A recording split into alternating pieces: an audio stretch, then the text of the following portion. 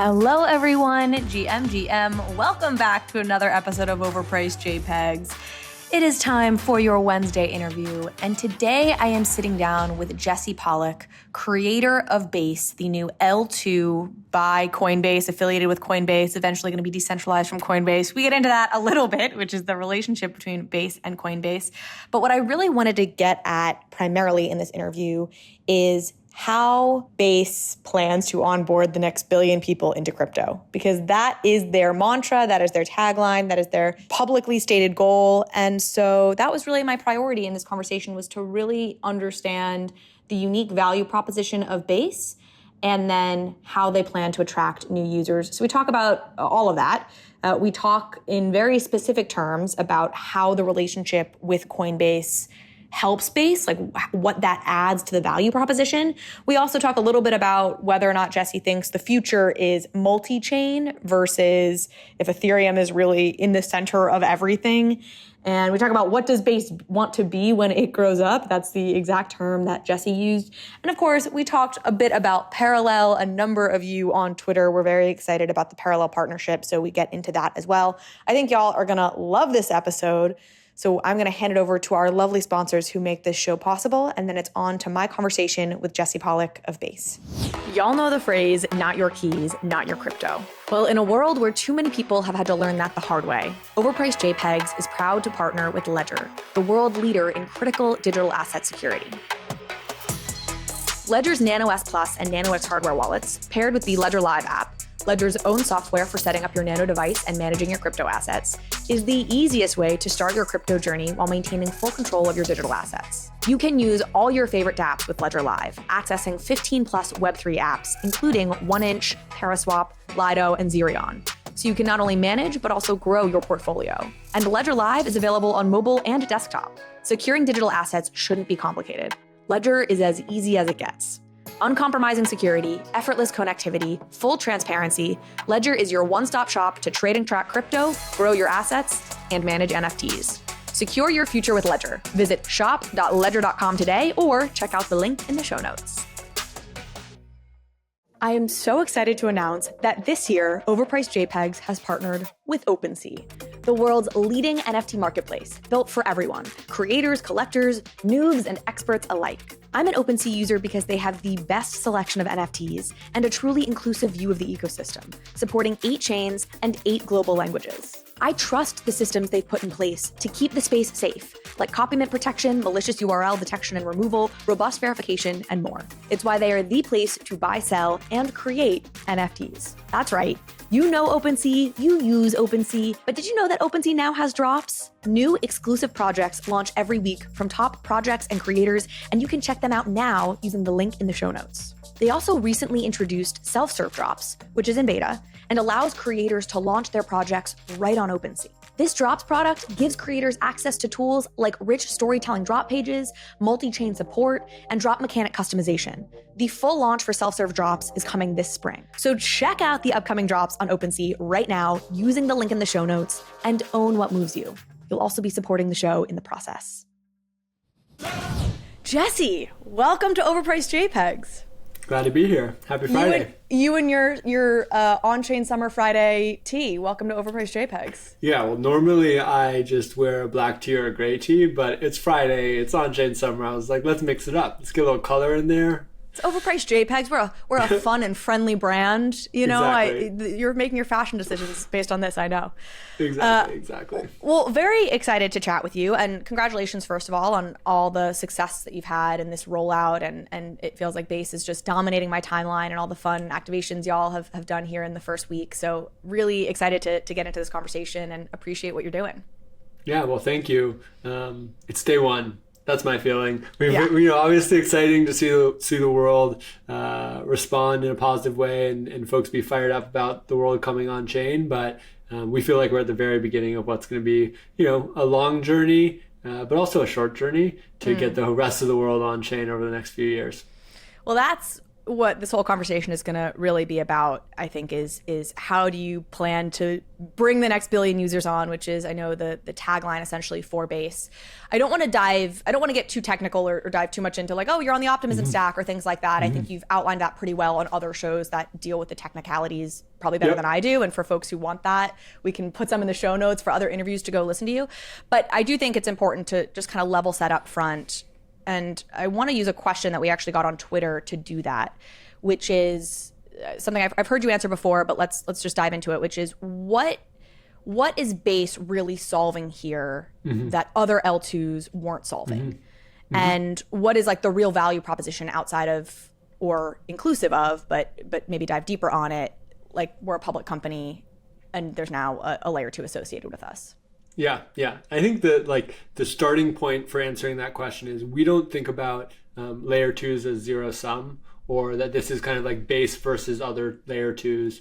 I think our general feeling and perspective, and this came from about 1.5 years of research, is that in the future of the on-chain platform, there's gonna be many layer 2s that run in parallel, that kind of collectively scale Ethereum. I mean, this is the super chain. This is the thing that we talk a lot about. It's kind of the collection of layer 2s that make it all happen. And so I think for us, Base is really a commitment from Coinbase, a commitment from our team to contribute to that effort, contribute to the effort of scaling Ethereum, of bringing the world on chain.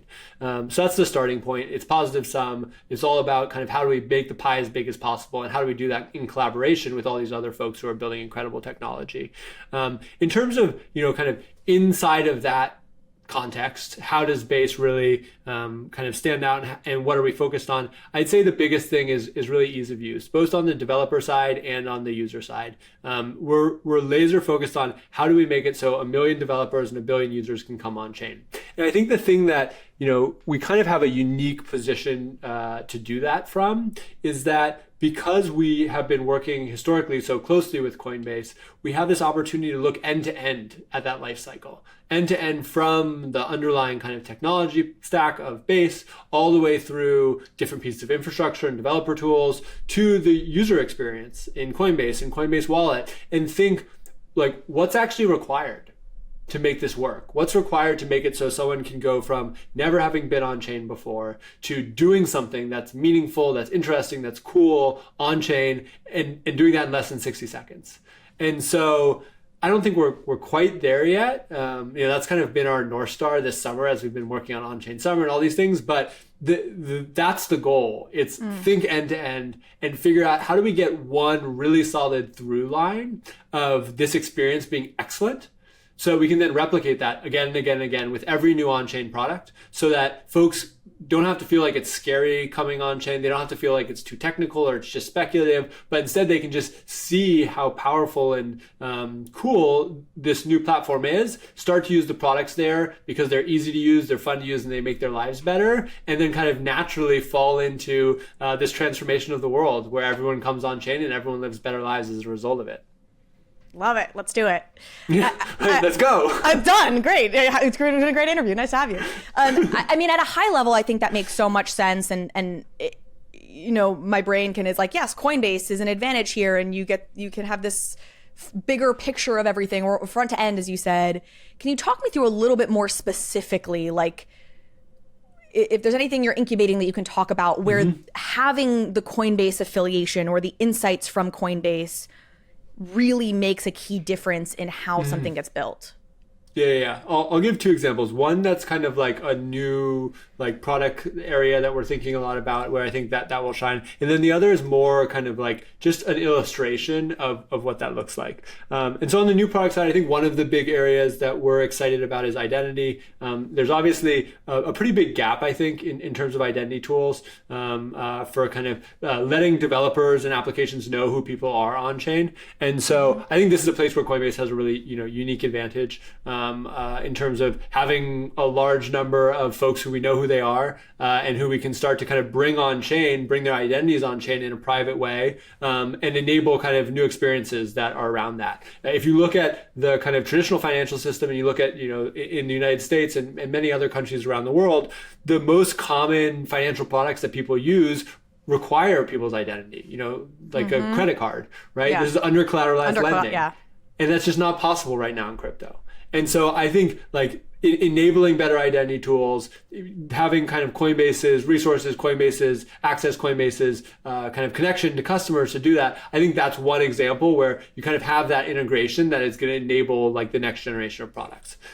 So I think that's going to take a little bit of time. Yeah, maybe you had a question.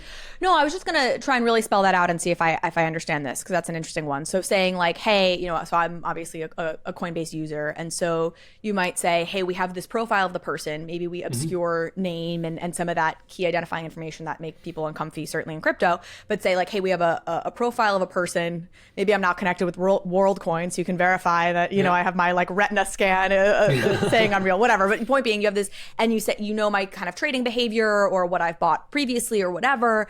And then that can be packaged up, in a way that exists on chain that allows me to move through a DeFi world in a way that just makes everybody in DeFi safer, because you can verify I'm not a bot, or I'm not, I've got reputation built up, and I can start getting those kind of under collateralized loans on DeFi because I have reputation points. That's what that's really exactly. you're painting. Exactly. And, like another product that we have today that is kind of using the like MVP of that is we have a Quest product in Coinbase that lets developers reach Coinbase users, basically say, hey, we're going to give rewards to Coinbase users to do certain things. And that relies on knowing that these are real human beings, because if I'm a developer building a business, I don't want to be paying for bots to come and do things. I want to be paying for real folks who I can actually know will convert over time to be kind of like genuinely beneficial and good for my business. And so, that product's been kind of just rolling out over the last few months and doing really well. But I think kind of having the next level of infrastructure is going to enable even better versions of that for developers. And I think that's going to enable a whole lot of growth for these applications. That's kind of like a very tactical example where it's like, here is net new innovation that Base is going to unlock from Coinbase that will enable new applications, new use cases that are going to bring more people on chain. And I think that kind of like example, people are often looking for kind of that tactical version of it. I think one thing that's kind of hard to explain to people is if you think about the crypto experience today, it's very fragmented. And I kind of think about it like many links in a chain, right? From saying I want to do something on chain to I did something on chain, there's probably like 20 different steps that cut across a bunch of different pieces of technology, products. And I think right now, a lot of the links in that chain are broken. Yeah. And if you have one of them that's broken, people get stuck. And so it's like, oh, I need to get a wallet. Oh, now I need to like do my identity in the wallet so I can get funds. Oh, now I have my identity. Now I need to like get the right funds. Oh, and now I need to get the right funds on the right network. Now I need to like make sure I know the wallet is and that the app's on that network too. Like there's these steps, and even if one breaks, everything breaks. And so I think one of the things that we are really uniquely positioned to do is because, Base is kind of being incubated inside of Coinbase, we have the bottom or the one end of that stack. And then there's the other teams at Coinbase, like Coinbase and Coinbase Wallet, that have the other end, the front end, the like UI, the actual wallet. And that means that we can look end to end and be like, is this working? Like see where users in their journey are falling off. Yes, and experience it and then have the ability to make it better. And so like this summer was on-chain summer. Obviously that there's like a big part of on-chain summer that's like, let's just build energy. Let's get people excited. Let's get people creating. But another big reason that we've done this is to force ourselves to make that end-to-end journey work.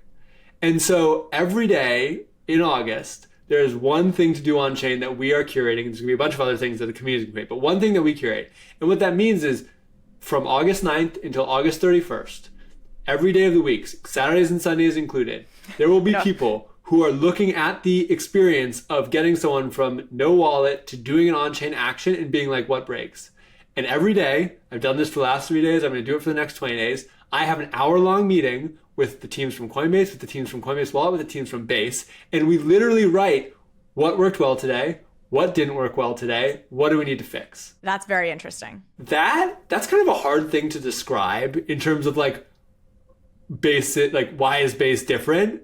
But like it's a big thing, and the benefits and the improvements that come to Coinbase and Coinbase Wallet and other wallets, because we have similar relationships with other wallets,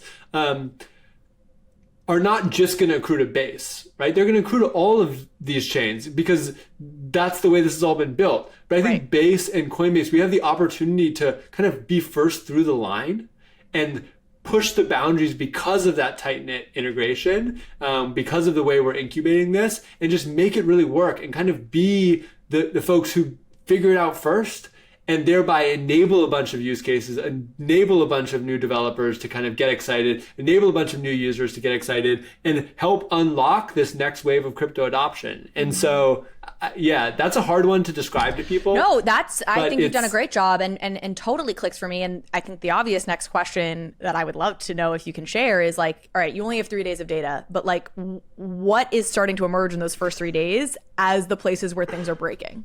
Yeah. I mean, it's a lot. Like it's all broken. No, it's not all broken, right? Like a lot of people are doing these things, right? Like if you look at the activity that we've been driving through on-chain summer, like there's really significant, activity that's happening. And so it's not all broken, right? The chain's working really well, the products are working really well. But again, there's like a million cuts that can get in the way of new people starting, in the way of existing people who already have wallets activating. And I think that's a lot of what we're trying to figure out. It's like, how do we get rid of those paper cuts? How do we make it easier for folks to just do the thing? I'll show one example of this. Great. This hasn't come from the last 3 days. This came from the last 2 months when we were preparing for this. Because even with 2 months of hard work, like it's still not where we want it to be. But 2 months ago, we were like, okay, on-chain summer, it's coming. Like it's here and we're ready to join the party. We want to do some cool kind of like out-of-home advertising where we kind of try and reach the everyday person to be like, get involved. And I actually think today those started going up. So we have like wild postings, the wheat pastes going up in I think 5 cities around the United States, starting today for the next 2 weeks, just like telling the story of on-chain summer, trying to get people on-chain. And we started thinking about that and experimenting with it. And what we found was the way we wanted to activate people was you scan the QR code, you mint, and then you get to do something. Like 3 steps: scan, mint, pizza, scan, mint, music, scan, mint, art, scan, mint, game, whatever. And we started experimenting with that with Coinbase Wallet, and the experience was actually scan, do 15 steps of onboarding that took 5 to 7 minutes, and then mint, and then get the thing that you want. And so in the last 2 months, we cut out 14 of those steps. And so now when you download Coinbase Wallet, you open the app, you do Face ID, and you have a wallet, and you can get into on-chain summer. That's it. And that is like, it's massive. Yeah. I feel like there's 10 more of those, right? Where it's like, okay, now to get funds onto Base, we need to figure out how to get it from 10 steps to 1 step. To make sure that you can get it from another L2 if you have it on another L2, to get it from L1 in the most cost-effective way if you have it on L1, to get it funded if you don't have any crypto. And so I think this is a lot of what we're trying to do, is just get really, really in it and be like, how do we go from zero to doing something cool on-chain in less than 60 seconds? And we have more work to do. We got a lot more work to do. So I'm curious, that's awesome, and I love hearing all of that, and I know just intuitively as a user that there's probably a lot that needs to be done with all of that as a user of all of these things, because L2s are always a little clunky bridging from one to the next and all the rest of it. How much are you right now actively thinking about or measuring new users, right? If the goal is to onboard new users, are you in this very just kind of tactical, let's just fix this experience using the people who are in this ecosystem right now because we need to have that working before we can get new people on? Or are you actively in a stage where we're actively trying to recruit new people to this space, we're ready for that, let's go get them? I think it's a mix of both. I do think that it's from the experiences that we're having, I think it's a little early for us to go all the way and be we're gonna spend huge amounts of money on getting the whole world on chain, right? We're close, we're really close, but I think we need a few more months maybe like 6 more months. I don't know exactly how long to get more and more kinks worked out of this before that really starts happening. I think one place that we are not holding back on is on the builder side and the developer side. And that's been another big reason why we've done On-Chain Summer. Like a big part of it was obviously working through this end-to-end user experience, but another big part of it was starting to really tell the story for builders that like it's ready, right? Like maybe the user's experience and the user journey is still has a little bit more baking to do, but from an application builder perspective, you have low cost layer 2s that are finally cheap enough to build incredibly powerful applications. You have wallets that are good enough to get like a critical mass of folks actually using those applications and getting better and better every day. We have this identity infrastructure that's emerging. And so the window that, the window's open to build applications on chain that I think will reach millions, tens of millions, billions of people. And one of the things that I really believe about all of this is that I think we've been, as like an industry, a little bit kind of like collectively traumatized by the last 10 years of the way crypto has grown, which is basically flat. It's like crypto is flat from a growth perspective, except for these speculative spikes. But that's like not normal, right? If you think about normal product life cycles, it's like you build a product, it takes a long time to find product market fit, and then you find product market fit, and then you grow. And it's like you grow. Right. And then it's like consistent growth, and you can look every month and you're like, wow, we're growing. That means that this product is working. And in crypto, like we've had some of that, but like if you look at actual on-chain users, like it's not quite there. And I think the thing that is just starting to shift, and I don't know whether it has changed 6 months ago or 3 months ago or right now or will change 3 months or 6 months in the future, is we're going to hit a point where this product actually starts working, like the product of on-chain, the product of crypto, and then we're going to start growing, and we will not stop growing until the whole world is on-chain. And I think we're there. I mean, I think it started this summer. God. This is the beginning. I can't stop smiling. It's so funny. I mean, yeah, we grow and then we watch the whole rest of the world tell us that we're dead and we're idiots. And I told you so. And you're like, this doesn't feel as good as it used to, Yeah. But yeah. Well, no, my next question was going to be going into when I've heard you speak. And when I think about Base, and maybe this is just the lens I come at things through, given the nature of what my podcast is, like, I feel like you think a lot about consumer applications, which makes a lot of sense. And I guess that's not necessarily distinct from DeFi, but I think of it as a little bit, distinct. Yeah. So I think of, your Optimism mainnet and your Arbitrums as being really DeFi chains. I think of Immutable as having this strong gaming focus. And I've sort of bucketed Base in my head a bit as like this consumer application chain. Yeah. So I guess you're nodding. So I guess you're agreeing, but I wanted to get you to react to that. And is that a fair perspective for me to have? And then I want to dive in on that. I think that's a totally fair perspective. I think it comes from a few places. One is like I spent 4.5 years building consumer products at Coinbase, 3.5, 4 years before that starting a consumer facing company. Like that's a lot of where my like heart has been. I also have been an engineer my whole life. I also led the full developer replatforming of our mobile apps at Coinbase to a whole new platform of React Native. And so like I kind of live in both worlds, but I think that part of me is there. And so it's definitely influencing kind of what Base is. I think the other thing that I have thought a lot about as we brought Base to market is like, what do we want to be when we grow up? And I think that coming out of Coinbase, being incubated inside of Coinbase, the default for what we be when we grow up is a finance chain, where it's just like, this is finance. And when I think about the mission that we've had of Coinbase, and like my personal mission, finance is a part of it. But it's really about like economic freedom. It's about creating incredible products. It's about like creating the next generation of the internet. Like that's why we've been doing this, not because we want to enable a bunch of like new ways of doing financial things. That's high part frequency. of it. It's not like the next high frequency trading, and right. And so I think that there has been a component of this that has been me and the team and Coinbase really intentionally trying to be like, look, finance is a part of it, but it's not all of it. And what we think is the most important thing to be focusing is these consumer use cases, because we think that that's going to be the thing that really ignites this next wave of growth.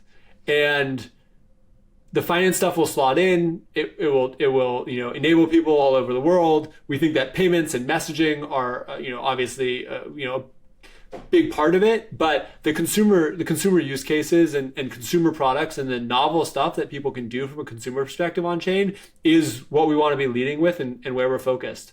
And it's cool to see the pieces come together. Like with On-Chain Summer, we're doing On-Chain Summer. You can subscribe to On-Chain Summer via messaging in Coinbase Wallet. And so that's like on-chain messaging, connecting you to on-chain games and on-chain media and on-chain music and on-chain restaurants. And like the flywheel is starting to work. Like we're seeing more people use messaging because they started using on-chain. So like the pieces are clicking together and I'm really fired up about it.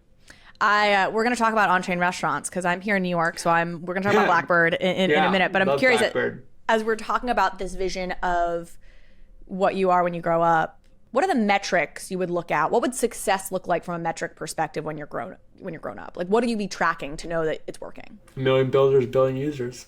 I mean, that's it, right? But so let me ask you, this is maybe a stupid question, but like, how do you track new users? Because obviously TVL isn't a metric for that. And even wallets can be a little tricky, right? Yeah, I think wallets can be a little bit tricky, but also like not that tricky. Okay.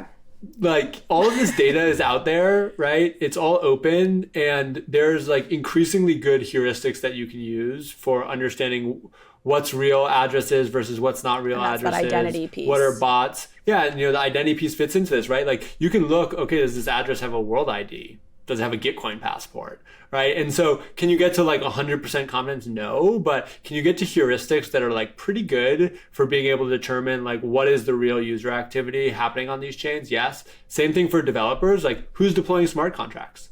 And so like with my teams every day, I look at those dashboards. I literally look at like how many people deployed smart contracts yesterday? How many of those people do our internal heuristics say are real builders? How many of the people who transacted are real human beings? And I think those are our North Stars. It's like, we want to get 1 million builders, 1 billion users on chain. And so the thing we look at is how many users and how many builders are on chain right now. And are we in the phase where we have gotten consistent week over week, month over month growth? And if not, what is the new developer infrastructure that we need to be building to enable those builders to come on chain? Or like, how do we help those builders or Coinbase builders create that next application that brings the users on board? Yeah, I want to ask about how involved you see Base or Coinbase being in terms of insights sharing with the dApps that are building with y'all and even just like the UX, the UI. So maybe the best way to get into that is let's start with this. I think I know some of your answers to this, but what are the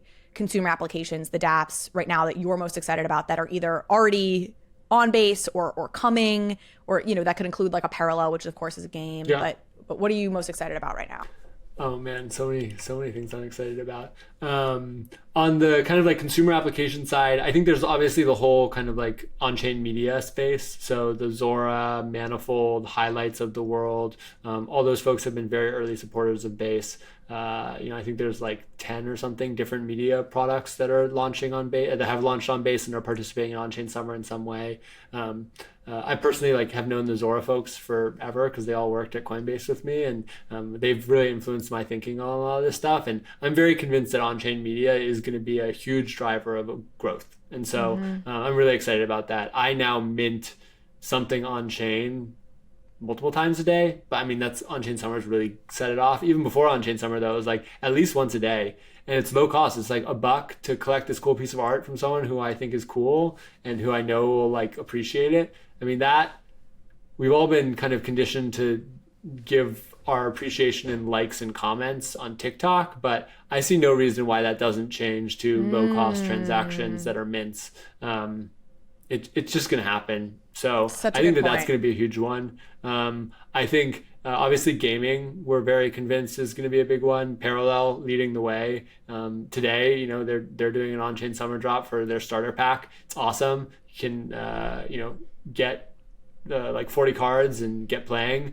Skip the line on the private beta, and they like the trading card game that they've launched. Very serious, very cool game that lots of people love, and like they're just getting started, they have this AI game called Colony that they've been incubating for the last 6 months. That's powered by OpenAI. It's like an MMORPG basically that all of the agents in it are like full AI agents, and they just like learn and build the world. And they have a full asset like world that they've been building for Parallel already, and they're plugging that in. And so I think like the whole parallel gaming ecosystem is going to be massive. So I'm very excited about that. Parallel makes me so happy. I was saying to your team earlier, because I had them on the podcast really early in the life cycle of this podcast, and like fairly early in their journey. I think they were like guest number 5 or 6 on the show, and to see them really feel like they live up to the hype, because there was so much hype even in the early days, for what they were building and how they were doing it, is just so gratifying, because it felt like there was such a world where like those things can go the other direction. So, and I had a number of people who were asking questions about Parallel, who were specifically excited about the Parallel news here. So would love to have you just speak a little bit to how that partnership came to be. How did you and Parallel sync up, and why are they building on Base? Ooh, how did that partnership came to be? Interestingly, that one wasn't one that came through me. I think a bunch of folks on our team had gotten to know Sasha, one of the founders, or Carlos, one of the founders of Parallel, and as they were thinking about where to build, felt like there was just a lot of alignment. We were both interested in kind of reaching the next mainstream audience with consumer products, and just started getting building together, and had a lot of fun doing that. I just had dinner with a bunch of them in Paris, and that was super fun. I think there's kind of like I was actually talking about this with someone the other day. All of these layer 2s are starting to have their own cultures, and I think the base culture is a builder culture, and it has a few traits that I've found to be pretty consistent. One is that people are incredibly hardworking, and I think that comes from like Coinbase, which is like the hardest working company I've ever been a part of. I work very hard, and just like a bunch of other people who've been around from the beginning. So I think that's a big part of it. I think there's also a part of the culture that is like, we do the right thing. Like, we do the right thing always. And then another one that I think really stands out is like, we're a team. Like this is a team sport, not an individual sport. And I think that there's just a lot of folks who feel alignment with that culture, and that brings us together, like separate and distinct from the value prop of Base or like, the commercial terms. It's like, no, we like share values and vibe, and we want to be building together.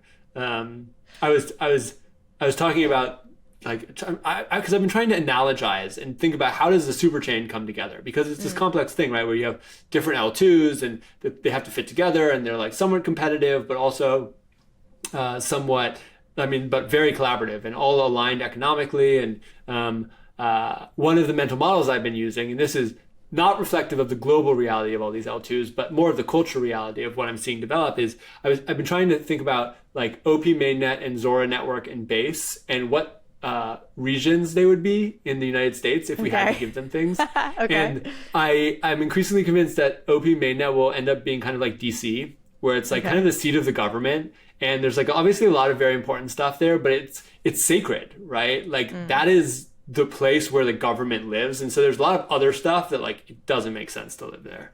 And then Zora is starting to, I think, become, it's like Brooklyn, it's like the like creative raw art, grungy, warehouses, like I mean, man, like they're so good, so good, right? And it's like I want to go there.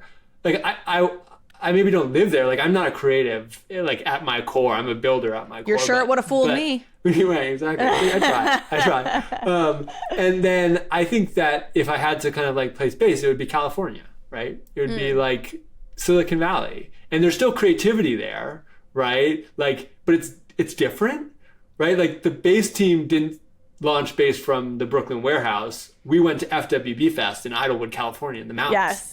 I actually want to ask about that. We did it from a Starlink. We brought our Starlink. We launched Base from the mountains with the culture of California and being surrounded by redwoods. And there's this like economic grounding of Base that I think comes from Coinbase. Coinbase was obviously started in San Francisco and in Silicon Valley. And I think it's not financial. It's not like this is Wall Street. This is the place that people build companies. They build products. They build things that are going to change the world. And I don't know if those analogies are perfect, but it's the best mental model I've gotten to thus far of like how people could think about these and how people could start to be like, how would I pick? Or how would I decide where I might slot the piece? Yeah, have you started slotting in Arbitrum in? Have you got ZK Sync in there? Like, where have you put these other? You haven't gone that far. The analogy hasn't gone that far. Right? I'm on day 2 of this analogy. Fair enough. Day 7 of this analogy. Let me introduce you to a brand new company that I could not be more excited about. Web3 Sense. A Web3 analytics platform that combines on-chain data with social media insights to give you the deepest, most meaningful intelligence into any NFT community. I have tested other analytics platforms out there, but Web3 Sense has the most comprehensive capabilities I've seen in the NFT ecosystem. They apply sophisticated data science to wallet histories to determine behavioral patterns and help shape predictive analytics. In other words, they can tell you which Twitter accounts are actually the influencers in your space. And they can tell you what resonates most within a community by looking at what other communities token holders are involved in. The number of use cases here is virtually unlimited. So whether you're a trader, creator, institution, brand, agency, I promise Web3 Sense has data that you want to see with the deep and actionable insights that you need to build, analyze, grow, start, whatever you want to do within the NFT space and in terms of building a business and a community. Now, they are still in very early days, so they're eager to connect with the community. So if you're interested in learning more about what Web3 Sense can do for you and your business, and you should be, go and fill out the very short form linked to in the show notes, and someone from their team will reach out with more information and an opportunity for a product demo. Trust me, you won't regret it. Let me ask you this, and I totally understand you don't want to pit any of these L2s against each other, and nor do I, and I think it is all accretive, and rising tide lifts all boats in the phase of development that this all is at. But we talk about gaming, and I think a lot of people believe in gaming as a use case. I think of something like Immutable, which is decided to be very gaming specific focused, which means that they start developing things like they have this global order book and they have Passport, which is a tool for developers building games. Like, do you think there's something that gets lost by going more broad based and not hyper focusing like that? I think it's just different. I don't know if there's something that gets lost, right? Like, I think that Base will likely end up doing commerce with more chains than any other chain in the world, right? Like if you think about the like cross-chain transactions, I think that Base will be very, very densely cross-chain, in that it will be kind of acting as an economic hub that connects a bunch of these other. You're going to be the Silicon Valley Bank. Not the Silicon Valley Bank. Silicon Valley Bank. But the point is, Silicon Valley Bank did finance a lot of these startups and was like this center and hub for all of these companies. Do I think that will mean that like we might lose out on certain specialized things? Sure, absolutely. But I think that it's like a really needed part of this infrastructure that we're building. And it feels like it's the thing that we're most well suited to build. And yeah, it's also, like I love throwing parties. Like I don't want to just throw a gaming party. You gotta have diversity. You gotta have you gotta have energy. You gotta have the technology people and the creative people and the people who are starting businesses. Like that I think is what is gonna create this next generation of the internet, and that's what we want to be a part of. So you said the parallel relationship didn't start initially with you. It came through. How much are you and your team actively going out to recruit partners you want versus just opening up the doors and saying, come in and hey, we're here, we've planted the flag, come build? It's definitely a mix. It's a mix. It's a mix, and we ran an incredibly diligent, thoughtful go-to-market over the last 9 months. I mean, if you look at, and I saw someone tweet this, and so I will quote them, but if you look at what we've done in the last week, like we launched a network with 100 dApps that are like useful, that people are doing things on. And we've gone from having like no transacting users to today, we will have more transacting addresses than any other L2. And every time I look at your TVL, it's like gone up by like 20 million. Like, in 5-hour periods. That doesn't just happen, right? that is literally, starting in December, we started talking to people and we started saying, hey, we're building Base. We want you to be a part of it. And we've been blessed for the last 9 months to have an incredible number of people throw their chips in with us and say, we want to be a part of it too. And I think a lot of those people are starting elsewhere, right? They're coming from Ethereum, or they're like expanding from Optimism, mainnet, to be a part of Base. And I think that that's a really necessary seed, right? Like our thesis was like the way we want to launch Base is we want there to be things for people to do when they come from Coinbase.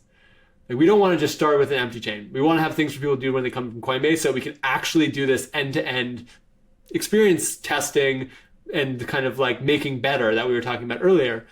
But I think that kind of go-to-market was very essential for the beginning of Base because it let us get started. It's like we called it the minimum viable ecosystem. But I don't think that it's the thing that gets us to the next phase. The thing that gets us to the next phase is that Base builds an organic culture of people who live in Silicon Valley or live in California, or live in Base and like want to be building with us. And I think the thing that's probably been the most exciting and inspiring for me over the last 2 weeks as we've worked our way towards mainnet is I'm a part of a chat group that was started not by me, started by someone else, and there are now like 30 people in it, and they are just figuring out how to build Base and how to build culture on Base. And I get to watch, I get to listen, I get to like shoot some ideas in there every now and then, but it's like they're doing their thing. And sometimes they're like doing things I'm like, I don't know if I would have done that, but it's theirs. And that's like, it's the most beautiful thing. And it's only possible because of decentralization, only possible because of how these platforms work, that could even exist. So you're getting at something important, and you referenced this earlier, right? Which is it's the launch, I think, has been awesome, and I think everyone would consider incredibly successful. And you cited some of the stats just now, the 100 dApps essentially when you launched, and just transactions growing every moment. And that's great, but how do you keep from being threads, right? Where you have this fanfare and you've got a ton of excitement, and for the month of August you've got a lot of activity, and then the hype dies down and the interest wanes. And like, do you have a pipeline of developers that you're thinking about how to strategically roll out for the next 12 months? How far out are you thinking to keep and maintain the ecosystem from falling into that doldrum? Not 12 months. Okay. Not 12 months. But yeah, we definitely have a pipeline, and we have stuff lined up for a while. But also, I don't know, I've kind of gone back and forth. Like we obviously did a lot of planning and preparing for On-Chain Summer. But it's a lot of like there is a lot of centralization to that, right? To trying to coordinate it. And I think there's people on my team who I think have given me a lot of really good feedback on that. Just like, we gotta let go. We gotta let go of control and figure out what are the investments that we make in enabling those next wave of builders, so that like, even if it's scary, we just trust that they're gonna come and they're gonna be there. And so I think it's going to be a balance of that, right? Like, we're not going to go all the way to the spectrum of like, oh, totally hands off. We're also not going to keep being like fully planned out and coordinated for everything. But what I will say is we have a lot of people who are building on Base right now. And that is a very good leading indicator that there will be a lot of activity. That said, like everyone has seen the startup graph where it's like peak of excitement, trough of sorrow, like, long sustained hard work. We're at day one. Right. Like, this is the peak of the excitement phase. Like, yeah. Amazing. It's been awesome. I'm so excited. But like, if you're listening to this podcast, if you're out in the world, like I'm not going to lie to you. Like, we're going to reach the trough of sorrow. That's every single project, product, company in the history of anything has reached that phase. And so whether it's in September or November or December or January, whenever, like it's going to come. And I've now been working in crypto for a decade, and it's still day one. And so when that moment comes, what we're going to do is we're going to put our head down. We're going to get building. Grind through it. Keep making it happen. I mean, when you say you're investing, I understand your theory, or your like, hey, we have to let go at a certain point and trust that the builders, if you build it, the builders will come, so to speak, right? And they'll continue to build on it. and we just need to make our investments in making it the richest ecosystem possible for them. I'm assuming, is that a combination of both certainly the technical investments that we talked about up top here, which is watching the user flow, figuring out what works, what doesn't work, presumably sharing some of those insights with people who are building the dApps. And then also monetary investments. Like, are you, I should probably know this, maybe it's been announced, but like, are there investment funds that you or Coinbase have to make sure that there's a ton of incentivized inventory? Yeah, I mean, huge investments on the technical side from a decentralization perspective, from a developer tooling perspective, just to make it easy to build and to make sure that the platform we're building is secure, scalable, and decentralized, because that's what enables an open global economy on chain. On the monetary side, we have a base ecosystem fund that we've been making like really small pre-seed investments out of since February. So I think we've done like 7 investments maybe, all very early stage, all just in people who feel like builders, who we think are building cool on-chain products. And then we are just starting to do our first grants. So this summer, we have 100 ETH worth of grants that's live. We've used this tooling called Prop House, which comes from the Nouns ecosystem. And so we have 4 different Prop House rounds that are running right now. One for on-chain summer, one for building on base, one for Stand with Crypto. So if you record a little minute video about like how crypto changed your life, you can earn like 1 or 2 ETH.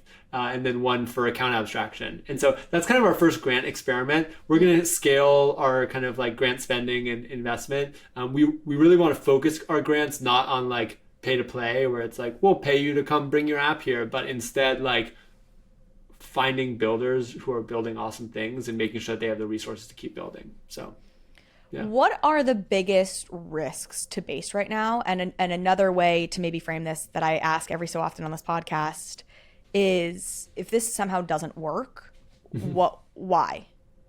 Yeah. I don't know, the risk, the thing that gets me a little scared, I would say, is I think that people have a lot of expectations of like, Coinbase has tens of millions of users. Right. What we saw with Coinbase NFT, where everyone's like, that's it. We've hit it the mainstream. Everyone's going to buy NFTs now. Right. Like Coinbase is just going to bring tens of millions of people. And I was actually trying to figure out like how to tweet this or like do a little video on this the other day. It's like, I have some good news and I have some bad news. The bad news is that Coinbase will not bring users. The good news is you will build incredible products that Coinbase will work tirelessly to get in front of users and make it so that the users want to use them. That is it. Like, if we don't have good products, Coinbase can't do anything. Yes. We can't. Like, there's no magic light switch that Coinbase can turn on that's like, oh, now we'll just funnel all of these millions of users into products that don't work. And so I think the fear for me is that people like project that expectation. They're like, oh, Coinbase is going to solve our problems. Coinbase is going to bring all these users. Coinbase is going to make it so millions of people magically come on chain. And the message that I want to give to people is like, nope, we are here to help. We are going to every day retro. How did the user journey from Coinbase all the way through your dApp on Base break? And we will fix that. We will make it so good, and we will work tirelessly to do that. But if at the end of the day, we do not have incredible products that are built on chain, it doesn't matter. And so the most important thing that I think anyone can be doing is building those incredible products. Right. And we've created a platform where you can do that with Base. We're creating wallets that are going to get better and better to let people use them with Coinbase and Coinbase Wallet. And we are here to listen to feedback, to give you data, to give you better tooling, to make all this possible. But we got to build great products. As we talk about it, we started the show talking about the value prop of Coinbase specifically. I know you've said, look, Base is open, permissionless, anyone can build. There's no level of curation there because there can't be. That goes, is completely at odds with what this whole thing is. However, Coinbase, of course, can be curational. And so what is the relationship? How much will Coinbase surface the best dApps, the most popular dApps, the most promising dApps? And to what extent is Coinbase becoming an app store essentially in that sense? Heavily? Yeah. Well, you hit on it exactly, right? Like Base is going to remain open and permissionless. Coinbase is going to remain the safe, trusted, easy to use interface that lets you access the best of that open permissionless world. And so if you're someone who likes to live on the edge, like you can access Base however you want. You can go on the Block Explorer and transact, right? And maybe you'll run into some crazy stuff that gets built on Base. Like you do your own research. But But if you're an everyday person, you can access it through Coinbase, and we'll have ratings and reviews. We'll have, warnings if you're running into something that feels a little scary. Like, that's going to be a much more hands-on experience. And if you open up, you can open up the Coinbase app, and you can go to the homepage. And we're just starting to experiment with this. But if you go to the homepage and you scroll down below the assets, you'll see like new daily mints from Parallel. Base paint, right? Did you see base paint? People, base paint is what I see. 200 people painted this canvas, and then they sold it as an NFT, and it sold for like 3 ETH or something, and then that was all split between those people. So like this is like literally the MVP of MVPs here, but it's not hard to imagine how this expands into a much more engaging feed of like, here's a bunch of really cool stuff to do on chain. And some of it's going to be media. It's going to feel like TikTok, where it's like, oh, I just can scroll through this, and these are all engaging things that I can like, I can mint, I can do whatever. Some of it's going to be games, some of it's going to be financial products, but that's the lens, like Brian gave this, like, there's news cycle of like, Coinbase is going to be a super app. A super app is a Web 2 concept. A super app is like, we as a centralized party are going to build every single thing, and it's going to be a super app. Like, Coinbase is going to be the gateway to the on-chain economy. And the on-chain economy is going to be built by millions of builders all over the world. And Coinbase is going to make it easy for anyone to use that. And that's not a super app. That's the future of the internet. Super gateway. It's a super gateway. It's a super gateway. It's your super highway, to the new frontier, to quote Bankus. We're going west. I want to talk a little bit about your marketing strategy for all this. You mentioned kind of rolling this out with Friends with Benefit and the festival they did out in California. And my sense would be that maybe you haven't gone full steam on all of the normie marketing yet, because you said you're maybe 6 months away from feeling like things are really ready for that. But is that the plan? Is the plan to put a lot of spend behind marketing marketing maybe even the consumer apps themselves more than Base to a normal audience, or no? I won't comment on like Coinbase's formal plans here, right? Like, I think our comms team would Base's not be formal plans? But like at some point these products are going to start working, and at that point we will distribute them really broadly. Like, that's right. Like, so why did you choose? What was the connection with the FWB? You guys had a big presence there. Base had a big presence there. Was that just like there? We flew our whole team to FWB Fest for the 3 days before Fest. And we launched, we opened up Base for bridging. It was actually supposed to originally be the mainnet launch, but then we were running behind, and so we had to do this like phased approach. Where the whole thing. But why there? What made sense from a marketing perspective or otherwise? Like, why did you choose to do it there? That actually wasn't driven by marketing. It was driven by me. It was driven by two things really. One is that I felt like when we launched this thing, we all had to be together. Like, you only get to launch a chain once, and like, all of us have worked for the last year or 2 years on this, and missing that opportunity to be there at the beginning, didn't feel like we could do that. And so I think a big driver was just like, be together, like feel what it feels like to be together when we are doing this thing, that if we are successful, like, this piece of technology could be around for hundreds of years. I mean, who knows, right? Like, I think Ethereum is going to be around for hundreds of years. Like, Base could be around for hundreds of years. And so getting to all be together, I think that was a big driver of it. And then why be together at Fest? I think two reasons. One, it was like, there's kind of part of it that was like, it felt on brand. It was like, this is California. Like, we're going to do this from the Redwoods. Like, we're going to have a story, right? Like, we didn't launch this from the Coinbase New York office. Like, we went into the mountains and we launched it with Starlink. Like, that is a part of our story. I think that was one big driver. It's just like wanting a story. But I think the bigger one was, when I look at Coinbase and I look at even the Base team, and I think about what is the kind of biggest risk. And you asked this question, I guess I didn't give the right answer before. The biggest risk is that when you launch anything out of a company, it is imbued with a corporate culture. But chains and a decentralized ecosystem, you can't have a corporate culture. You need a culture, like a real human culture. And I think that one of the most important exercises and things that I'm trying to get our team to do, and I think that like every team probably around the whole world needs to be doing right now to be successful, is figuring out how to embrace the native on-chain culture that's emerging and figure out how to like generate and be generative with new culture. And so I wanted to do this at FWB Fest so that literally we could take all of our team and be like surrounded with culture, like real organic culture that had art and music and creativity and was bigger than Coinbase. Because I think that transition, the transition of Base from being a Coinbase culture to being a Base culture that is organic and decentralized and bigger than us, that's it. That's the most important thing that we can do. It's funny because it's not marketing in the sense of marketing spend, et cetera, the way I had sort of asked the question, but it is brand identity. It is about identity, which is core ultimately to being able to have any sort of good marketing strategy is to have a really strong brand identity, which is what you're describing. And another, just like to build on that, like another role, like one of the highest priority roles I'm hiring. We're not hiring for that many roles because it's still, bear market. How big is your team?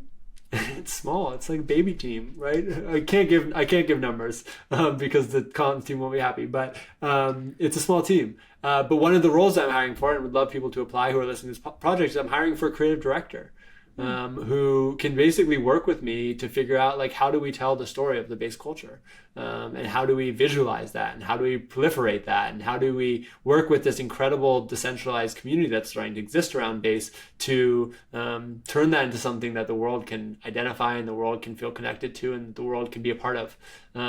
And we got a long way to go. I don't know if you saw on Wednesday when we opened up Base for everyone, we launched this Base Day 1 NFT. You can still mint it if you go to onchainsummer.xyz/base. We went through a bunch of iterations of what we wanted that to be, but where we ultimately ended is it's the first line of a script.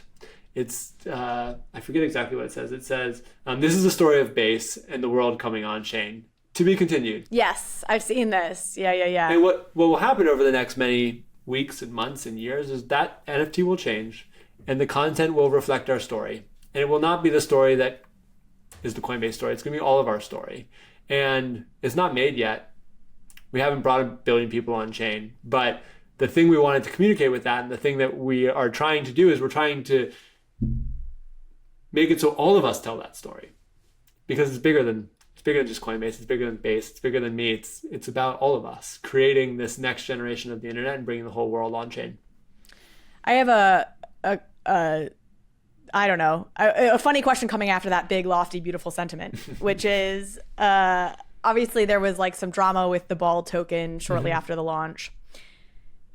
I'm curious your perspective on the role of shitcoins just in the ecosystem. Like, do you think the shitcoin thing is net positive for a new chain like yours, for crypto in general, or for the goal of onboarding a ton of people, or is it net negative? I think that crypto will always be crypto. And, to go back to like what we were talking about earlier with On-Chain Summer, and like kind of like planning versus not planning, we had like a perfectly laid plan. It was like, we're going to do the testnet, and then we're going to open up for developers. And then 3 weeks later, we're going to open up for bridging, and then we're going to open up for everyone. And like the Sunday before we were supposed to start the next phase, it was like, oh, here's crypto. And it was a reminder for me that like, you can't control it all. Yeah. And it's not worth it. And that's the beauty of crypto. It's not just that it's not worth it. It's that that's what makes crypto incredible, is that it is open, it is permissioned, it is decentralized. And so I don't feel like I can even sit here and be like, is this good or bad? Right. You're like it's inevitable, so it doesn't matter. Yeah. Right? This is crypto. Yeah. And there's good parts about it, and there's bad parts about it, and there's creativity, and there's risk. And I think that doing anything other than trying to figure out like, how do we engage with this as a part of who we are as a crypto community and a crypto ecosystem and a crypto platform, and figure out how can we support the creativity, how can we protect everyday people and make sure that they're not getting themselves into bad situations. I think that's just part of what we have to do. And I think that if we can do that, we're gonna end up in a world that's much better. It's gonna be the on-chain world. Okay, a few final questions. I always say that and then I ask 10 more questions, but I'm going to try and keep it to a few because I know we're a little over time here. So I think one of the overarching questions I wanted to feel like I got answered from this conversation is like, why will this work? To your point, we've been stagnant now for a while, and like it certainly feels like even longer for those of us living through it. And there's plenty of L2s, and there's plenty of L2s who've been around for much longer than this, and it hasn't worked yet. You know what I mean? Like we haven't had that crazy adoption takeoff curve. So my sense from this conversation is that maybe the core why is just that technically we're not quite there yet, but that you feel like the end-to-end piece of this will mean that you can solve those technical hurdles and then it'll start taking off. Would that be how you would answer it? I don't think it's that we're going to solve the technical hurdles. I think it's that over the last year and a half, we've solved like 99% of them. And now it's like, we just got to get a little further. But that little further is like... a big difference. It's a big difference, right? It's like the final 10%, right? Yes. Like if with a software project or any project where it's like, oh, we're 90% done. And then you have the final 10%. The final 10% is like, you need to get in there and be like, let's get this really dialed in. And so I think that's kind of it. It's like, we solved the cost issue, although it's going to get better. We've solved a lot of the wallet issues. We've really made a lot of progress on the identity side. And now we just need to like put them together. I think that, I think it's on-chain summer. I think this is the summer the world starts to come on-chain. It won't be the last on-chain summer. Every summer. Now forever is on-chain summer, to be clear. The whole world comes on-chain is on-chain summer, yeah. This summer is one of infinity. Is that exactly. That's right. So, and then my follow-up question to that is, do you have a thesis about which category in all of this? Gaming, music, like go down the list, ticketing, whatever, that like really, what you need is that one app that's a crypto app that like trends on TikTok. Or that one use or that thing. What's your story for that? Do you have one? I don't know if it's going to be one thing. No, it definitely won't be. There's like, I think there's, again, like going back to like crypto and what your question about meme coins, like we're at, like it's a Cambrian explosion that's happening right now. And a lot of it is still like little green shoots, but all of the little green shoots are enabled by the same massive technology change that's like just gotten ready in the last 6 to 12 months. And so I expect that when this comes, and again, I really think it's coming this summer, it's starting this summer, it's going to be everywhere. Like it's going to be in gaming, it's going to be in small businesses and restaurants, it's going to be in media, because people are they're going to do one thing which gets them on chain. But then they're going to be like, oh, whoa, now I have a crypto wallet and now I can also pay my friends and also do messaging and also play these games and also collect media and also. And all of those things will have been dialed in because you have literally so many builders all around the world creating these things at the same time. So I think it's gonna be slowly and then suddenly. So you think is it 6 months-ish to smooth out some of the last 10% stuff? I know, who knows, it could be 12 months. And then it's 12 months after that, or is it more immediate than that, you think? It's like once the technical hurdles. I'm an optimist. Yeah. I'm an optimistic. But I think like you can look at the data. Yeah. Look at the data, right? Like look at like we talk about, at some point we're gonna hit this consistent growth phase. Look at the total value locked in layer 2s over the last 2 years. Literally the most consistent right growth up and to the right. Yeah, it's true. I've seen. Look at the number of layer 2 transactions over the last year. Same. Yeah. Up and to the right. And so like, has it started?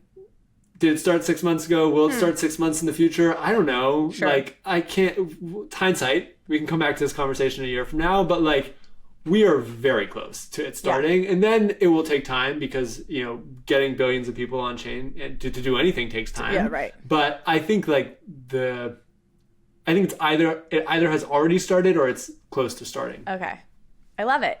Okay, yeah. This will actually be my last question, and it's a little afield of what we've been talking about, but not really. So you talk about the super chain. I'm curious, as somebody who's not as deeply rooted in a lot of the technical conversations that happen in this space. Yeah. Do you think, are we going to live in like an Ethereum EVM compatible world and like that's that? And sure, there'll be side chains and you'll have flow will exist for things and others will exist for things, but like it's really an Ethereum world and we're all just living in it? Or do you see like a really multi-chain kind of world where I mean, I think everything like it's never gonna be like 100%, 0%. But I I mean, the reason why we built bases in Ethereum layer 2 is because we have high conviction. I have high conviction that Ethereum is going to be the 80%.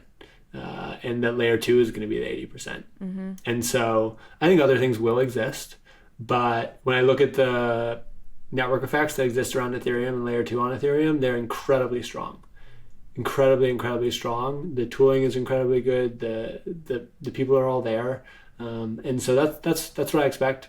And that's why we've decided to build bases layer 2. It's also why we've decided to build on the OP stack, because I think there's also incredibly strong network effects that have emerged and are emerging even more around the OP stack and optimism. And so we want to be at the center of it, right? Mm-hmm. Like we want Base to be a hub that connects in. And so we're positioning ourselves and positioning this infrastructure to connect as many people as possible and to help everyone get to that next phase of readiness from an economic perspective, from a technology perspective, so we can actually bring 1 billion people on chain. Jesse, thank you so much for joining me today. This was so fun. Yeah. You're fun. I'm excited to see where this all goes, and we'll definitely have a conversation again. I know, exactly. And I will say, I rugged people. Not that anybody noticed except for me, but I did say we were going to talk about Blackbird, and we didn't. But for folks who want to know, Blackbird's it's founded by Ben Leventhal, who's Resi Eater. Resi. Yep. And now he's building back for a third one on chain, on Base, restaurant loyalty. All built with like cool NFC, your phone. You walk into a restaurant, you tap your phone, they know who you are, they start rewarding you, all on chain. It's awesome. And they're starting in New York City, which is like, I am the demographic. I like crypto and NFTs. I love restaurants. The reason I put up with dang Manhattan prices is so that I can have the access to the restaurants. Yeah. I do have one bone to pick with their app. One of my questions was going to be like, how hands-on is your team like at the product level for people that are building? And it sounds like you're too small. That's definitely not something you're hands-on with. But I was gonna say, like, that's arguably a risk to Base, as if the people don't build good enough apps. But I mean, it's actually great. There's a lot that's great about it. It's a great app. It's a great app. It doesn't make it clear enough what restaurants are participating. Quickly totally. enough. There's no I'll call index. Ben. I'll hit Ben up and tell him I've built. And also on Tuesday or Wednesday, I forget which day, one of the days next week, you can get a Blackbird Summer Pass, which is like a pass for I think I saw something about that in the app. On-chain Summer. On-chain-summer.xyz. Oh, it's part of the on-chain. Okay, got it. I'll look out for that, because I'm definitely participating in this. I'm ready to go to Anton's West Village and scan my NFC tag. All right, Jesse, thank you so much. Cool. This was a blast. Thanks, Carly. This is great.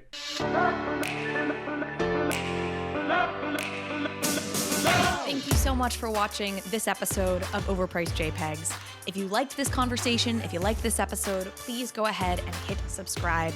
It helps me out, it helps the show out, and it means you will get alerts and updates when we post new content. Thanks again.